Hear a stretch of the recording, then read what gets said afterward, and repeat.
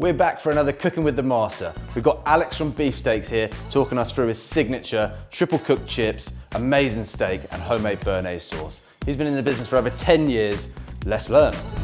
Right, Alex, what's step number one? All right, Paddy, so I'm going to start by making the triple cooked chips. Lovely. I've got some lovely Maris pipers here. Yeah. I've tried every variety of potato going, and I always come back to the Maris. Really? So Okay. yeah, that would be my recommendation. So I've got some peeled Maris here. I've got my lovely old battered US diner style fry cutter. Obviously, if you're doing this at home, you know, you can find different versions of this. Yeah. Or you can just cut them. So I've got a 3/4 inch blade on here. Cool. Because they are going to shrink a bit as we cook them. Yeah. So if they're a little stiff, what you can do is just cut them in half lengthways. Okay. And that's going to increase the pressure on the blades there. Right. Obviously, watch your fingers. Yeah. And they'll go through a lot easier. Okay. You're aiming to get nice long chips out of this. Yeah. Nice long kind of Belgian style fries. Yeah, lovely. Plenty of fries to be getting on with, I think. So we will get that out of the way. Now, there's a whole bunch of different techniques for triple cooked chips you'll see online. Some involve boiling. Yeah. Some involve freezing. Yes. Because I'm used to doing these in a street food context, oil and water don't mix. Yeah. So the best method I've found is just to use oil. And we're going to use a nice, again, a British rapeseed oil, completely clean, no additives. Yes. And we're going to cook the fries at 3 different temperatures. Okay. Now the logic behind that is that in cooking it at a lower temperature to start, I've got my little fryer set up at about 160 degrees. What that's going to do is it's going to draw some of the starches to the outside of the chip. Right. And they're going to start to caramelize. Okay. Okay. So I'm just going to drop those, not too many, you don't want to overcrowd them. The oil needs to be able to circulate around the potatoes. Cool. We're going to give them about 3-4 minutes at 160. At 160. The timing's not so important. What I'm looking for is a change in texture. Right, okay. So right now, very obviously, raw potato. Yeah. When they come out in a second, you'll see they won't have taken on any colour, but they will start to have a little bit of texture, almost like a skin. Right, okay. And that's what we're looking for in our first cook. Okay. So those are going to be about right now. Okay, so they've been frying for kind of 3 to 4 minutes? Yeah, 3 or 4 minutes. So what we are looking for is, as opposed to our raw chip, just a kind of a slight skin, like a slight kind of bubbling on the surface there. Yeah, okay. And that lets me know that that kind of chemical reaction is starting to happen. Yeah. So critically, with triple cooked chips, the cooling stage, which is what we're going to do next, as important as the cooking stage. Right, okay. Because what's going to happen is the ambient heat is going to keep those cooking for a little bit longer. Okay. And keep that caramelization process going. So basically, we're just making like the world's best chips. We're just slowing the process down and really controlling the temperature there. So we just let those cool 4 or 5 minutes. And in the meantime, we're going to turn our fryer up to 180, and that'll be for the second cook. Perfect. Amazing. Right, so it's been kind of 4 or 5 minutes. We let them cool down, and then fries up to 180. Exactly. So now we're going to go for round 2. Cool. Amazing. And this time around, we're going to give them 2-3 minutes. They're going to essentially look like chips that are ready to eat, and in fact you could eat them. Right, okay. So they're just going to take on a little bit of colour around the edges. Yeah. But because we are obsessed with food, we're going to go that one extra step and just make them the best they can be. Yeah. Ah, amazing. So yeah, 2-3 minutes, just a little bit of colouring around the edges, and then we are going to let them cool again for another sort of 3-4 minutes. Okay, brilliant. And obviously your street food stand in the markets, you're doing this for all your chips as well, triple cooked chips? Yeah, so we make everything from scratch. Wow, hand cutting the chips and triple cooking them. Obviously, I've got a bigger fryer for that. Yeah. That's always been a core part of the business for me. Is, to be honest, I don't really see the point in serving anything if we've not made it ourselves. Okay. Yeah. Amazing. As you say, I've been doing this for a while, and it really is to my mind, the best method for making fries. Yeah. Okay. They're just starting to colour a little bit on the edges now. Looking really nice. Show you on some of these thinner guys. Nice little kind of crispy edge. Yeah. But we'll let them cool one more time. Again, just separating them out a bit. I mean, you can kind of hear. Yes, you can, yeah. Pretty much good to go. Yeah, cool, brilliant. So what I'm going to do now is put those aside. Yeah. They're going to sit nicely, and then we're just going to give them that one more real quick cook just to make them glassy and beautiful at the end. So we'll put this to one side. Cool. And we will make the béarnaise sauce. Béarnaise sauce, lovely, excited. So first step of making the béarnaise sauce. Alex, what are we doing? So the first thing we're going to do is we're going to make our own shallot vinegar reduction. Lovely, amazing. And what you want for that is a couple of shallots. Yeah. I've got these scallion shallots and a good quality white wine vinegar. I'm just roughly chopping these. Yeah. And we're going to add our white wine vinegar. Yeah. And a couple of sprigs of tarragon. Okay. Which you're also going to use to finish the béarnaise later. Okay. So I've got some lovely tarragon here. And you're going to want a good pinch of black peppercorns as well. Okay. And yeah, basic idea, dead simple. You just bring it to a nice simmer and you're going to reduce that by about half. Okay, lovely.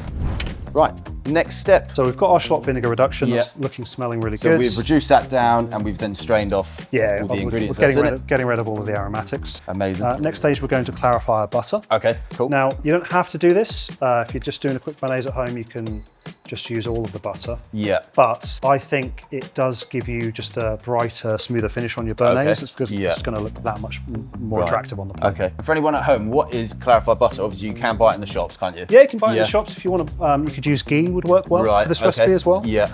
It is literally separating the butter from the buttermilk. Right. Those solids that are going to kind of rise to the top as we melt the butter. Yeah. Yeah, it's a little bit restaurant-y. Okay. But I do think it's a step worth doing. We're going to melt that butter. At the same time, I'm going to pick our tarragon. Lovely. It's going to finish the béarnaise. So yeah, I've got some really nice tarragon here. You just want the leaves. Okay. Because we're going to chop them up. And what I would say is, don't be intimidated by making béarnaise. You're probably going to split it the first time you do. Yeah. But then you realise what your mistake was, and then from then on you're golden. A couple of choking points when it comes to emulsifying the sauce that are going to cause it to split. One is that your heat sauce under your bain marie, which we're going to make in a second, is too hot. Another is that your butter is too hot, or your butter is too cold, or your shallot vinegar reduction is too acidic. But once you sort of realise that, it's all just about control of temperature. Okay. So the next thing I'm going to do, just while our butter is finishing, is I'm going to separate out our eggs. Okay. As with everything, using the highest quality ingredients you can afford to buy. Yeah. Got some lovely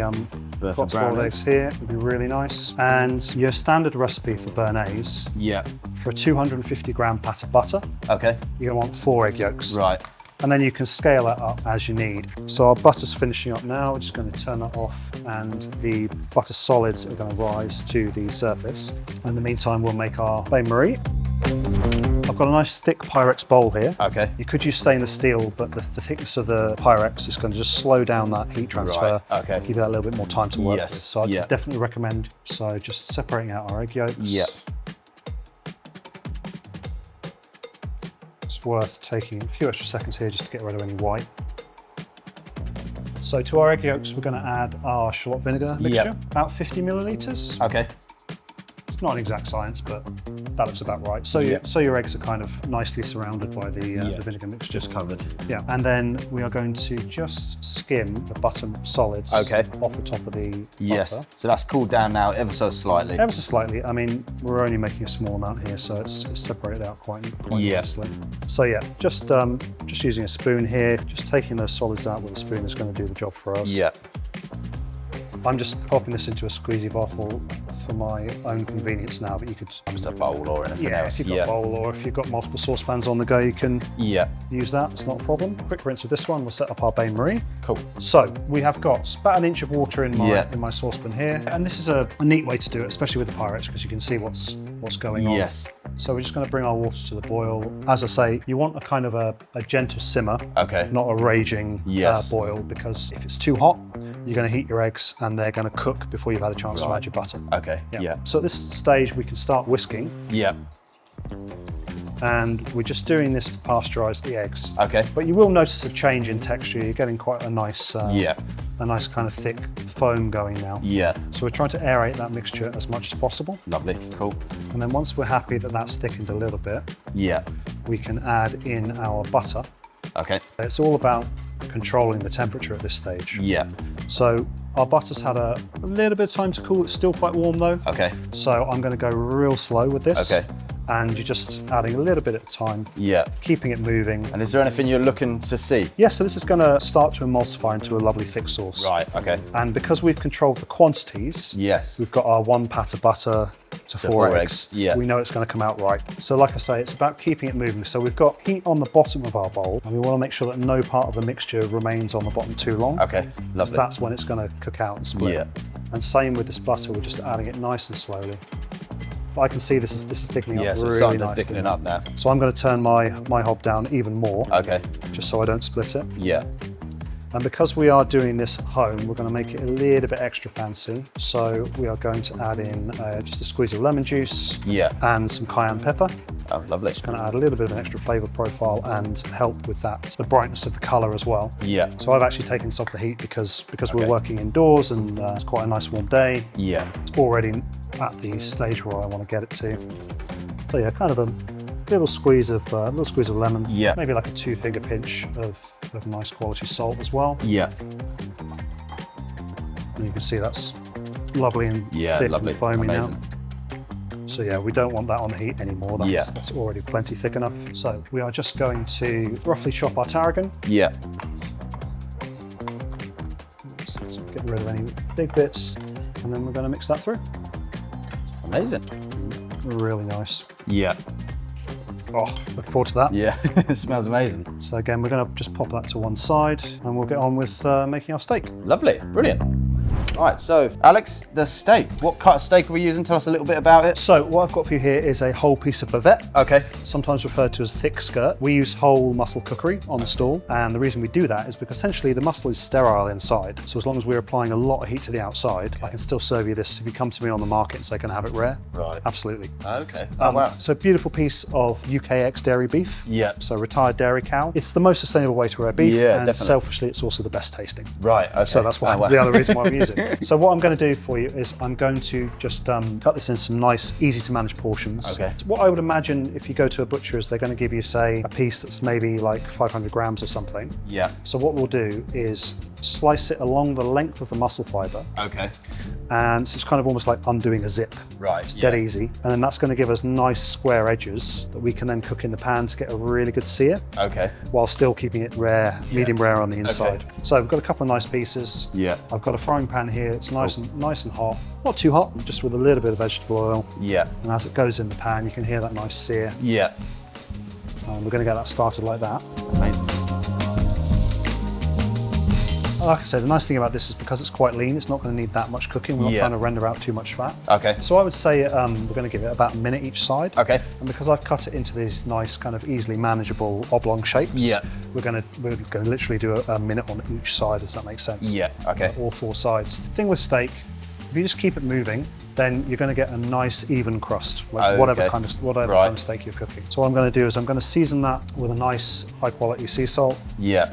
Use a kosher salt. And for anyone that would be barbecuing at home during the summer, any tips on how you do it over fire? Oh well, I would definitely get a whole piece of bavette if you can. Right. Okay. And then you're just going to keep turning it essentially. Turning it. Yeah. So maybe you want 4 minutes in total and then resting it for another 4 or 5 minutes afterwards. Okay. What I'm doing is I'm so used to this that I'm feeling with my tongs here. Okay.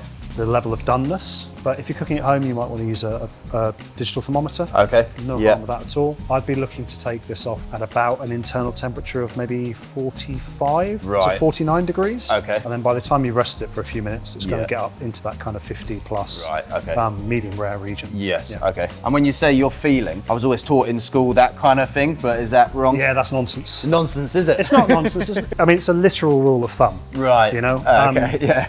It is not a replacement for experience. Okay. And it's definitely not a replacement for a digital meat probe. Thermometer. Yeah. Okay. I'm going to tell my old college chef that. Complete nonsense.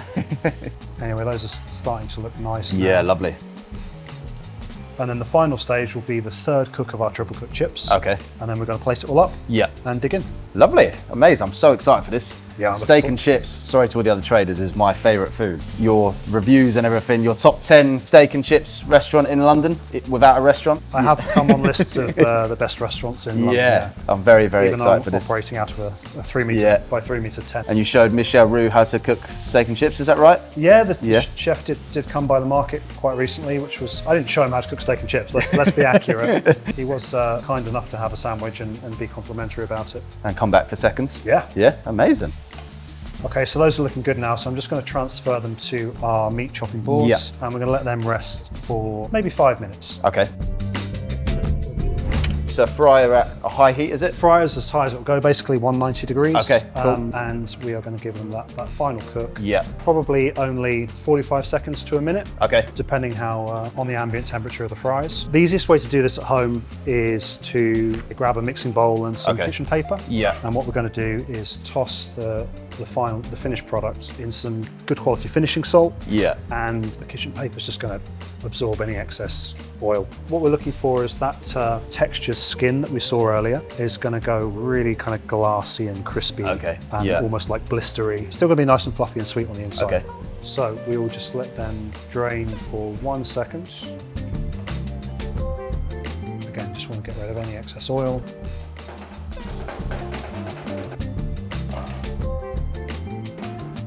Generous amount of the finishing salt. Yeah. And just tossing them in the blue paper. Yeah. Just dry them off of any oil. Yeah, you can pad them down a little bit. We'll pop them on our plates. Yeah. I'll use some of them. And we'll have a look at our steak. So with your steak, you're going to want to go for kind of 5mm slices. Okay. That's what we do on the stall, because I really want you to know they're actually eating steak, you know? Yes. And not sort of some other kind of sliced roast beef product. Yeah. And with this one, I'm just going to finish it with a smoked salt. And what that's going to help you do, especially in a kind of home context, is bring out that, at least replicate that cooked over fire flavour. Okay. That we strive for on the stall. Yeah. And then final touch is our béarnaise sauce. Lovely. So again, the béarnaise, very mild. Yeah. Very rich, so I think we can be quite generous with that. Amazing, that looks absolutely delicious. All right, dig in. Smells divine, fresh tarragon flavours. Grab a bit of meat. Yeah.